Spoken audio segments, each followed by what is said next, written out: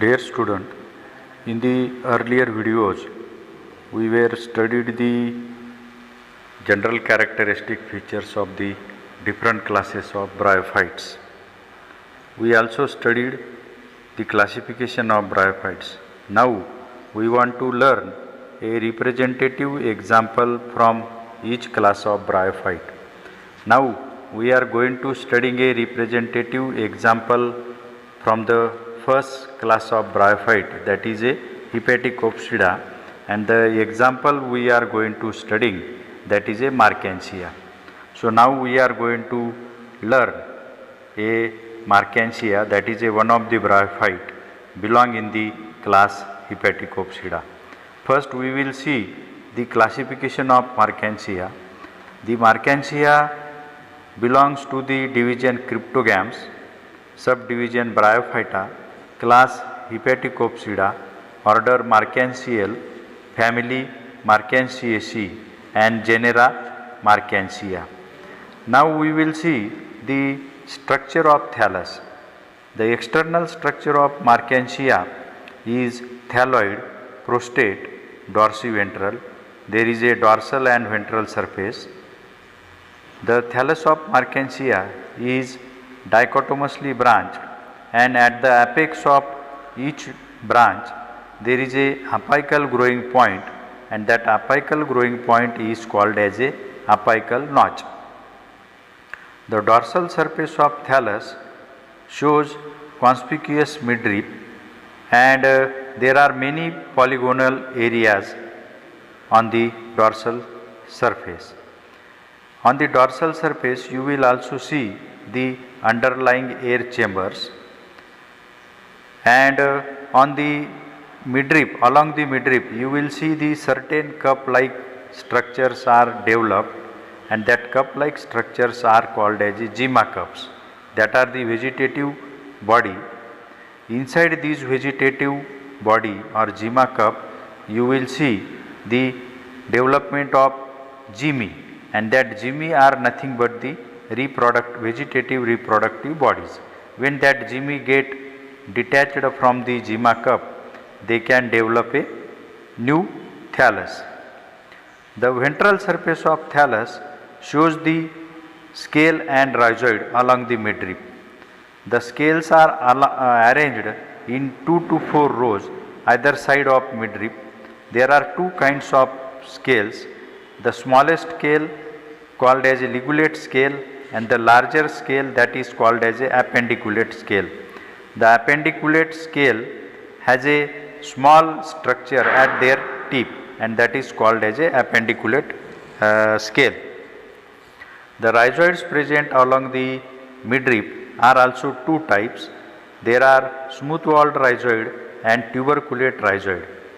In case of tuberculate rhizoid, their wall towards the inner side shows the peg like inner growth or tuber like inner growth, and that is why the rhizoids looks somewhat wavy structure, or that shows the wavy internal structure, and that is why it is a tuberculate kind of rhizoid. When the thallus is mature, that produces the sex structure in the form of growing stalk. The Marchantia may be monoecious or dioecious. In case of monoecious species, both the reproductive structure, male and female reproductive structure, are developed on the same thallus, whereas in case of dioecious species they develops on the different thallus. The male reproductive structure produces on the stalk like outgrowth. That growth is taken place at the apical growing point, and that particular structure is called as a anthridiophore. This anthridiophore bears a anthridia in their head. The anthridia are situated inside the head of anthridiophore, whereas the female reproductive structure is called as a archegoniophore, and that archegoniophore also grows from the apical growing point or apical notch that has a raised stalk, and there is a umbrella like structure, and that umbrella like structure inside bears a archegonia. This is what about the external morphological structure or external structure of thallus of Marchantia. Now we will see the internal structure of thallus of the Marchantia. You know, the Marchantia is a dorsiventral, and when you will take a internal structure of thallus, that particular section is called as a VTS or vertical transverse section. In the vertical transverse section, you will see the thallus shows the upper epidermis and lower epidermis. These are the two outermost layers of cell.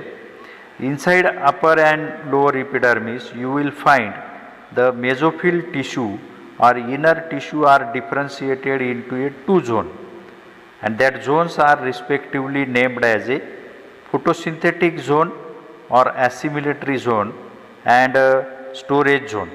The upper zone is a assimilatory zone and lower zone is a storage zone. The assimilatory or photosynthetic zone contains a vertical rows of photosynthetic filament that possesses the that photosynthetic filaments are present in the air chambers, and along the upper epidermis there are small openings are there, and that small openings are called as air pores. Actually, the upper zone of the thallus is a air chambers, and in that air chambers the photosynthetic filaments are present vertically. That may be a rows of cell and branched structure. Each photosynthetic filament shows the presence of large amount of chlorophyll or chloroplast, and that's why their main function is photosynthesis. The lower zone, that is called as a storage zone. This storage zone is composed by a thin parenchymatous compactly arranged cells, and these cells store the food material in the form of starch, oil bodies, and mucilage cells are there. Some of the mucilage cells are also situated in the storage zone. The lower epidermis shows the outgrowth of rhizoids at the middle region or midrib region. They also shows the scale along the sides of rhizoid. This is what a internal structure of thallus. The thallus is differentiated into two zones, photosynthetic and storage zone. Even you can see the figures, there is a interrupted upper epidermis by air pore, then below upper epidermis there is a photosynthetic region contains photosynthetic filament. Below that there is a storage zone made by the parenchymatous compactly arranged cell, and continuous lower epidermis you will see, and only at the midrib region the epidermis cell shows the outgrowth in the form of scales and rhizoids. Rhizoids are of two types. When the thallus attain a mature growth, that time the thallus produces the anthridiophore and archegoniophore from their apical growing tip, and you can also see that structures in the figures. This is what about the internal structure of the thallus. Now we will see the vegetative reproduction. The Marchantia reproduces vegetatively as well as sexually. The vegetative reproduction takes place by means of the gymi body. That gymi body are developed in the gyma cup, and that gyma cup are developed scatterly on the upper surface of the thallus. These gymi body are nothing but a mass of this is a multicellular structure, and when this gymi body get detached from the gyma cup, they germinate and they produces the new thallus of Marchantia. You can see the section, vertical section of Jimmy body. In the Jimmy body there is a cup shaped cavity. That cup shaped cavity contains Jimmy, and intermingly there are mucilage cells.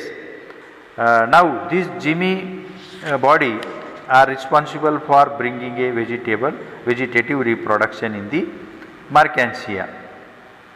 You can also see when you will take a vertical transverse section of Jimmy cup, that shows the both the sides, that shows the epidermis, and that epidermis has a some around the Jimmy cup there are some cells of storage region, and inside that storage region cell the Jimmy body is seen embedded.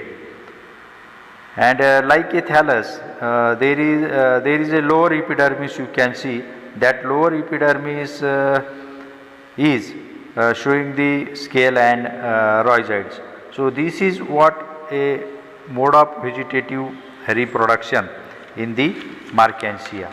In the next video we have to study how the sexual reproduction takes place in the Mercansia.